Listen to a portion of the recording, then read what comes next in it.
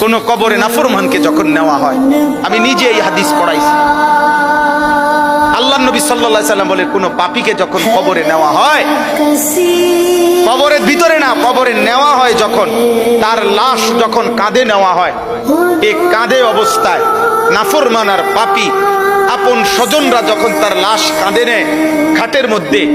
আল্লাহর কসম নবী বলে সে এমন বিকট চিৎকার করে, ইয়া ওয়াইলাতা ইয়া লাইতাহা, হে আফসোস আমার স্বজন, আমার ইলা আইনা কদ্দামতুমুনি, আরে ফুত তুই আমারে কই নিচ্ছিস, আমার সন্তান, আমার ভাই তুই আমারে কান্দে নিয়ে ওদিকে নিচ্ছিস কেন,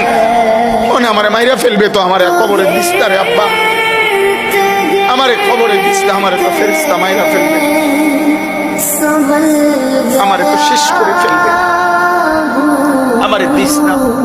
এইভাবে স্বজন নিজের স্বজন ডাকে,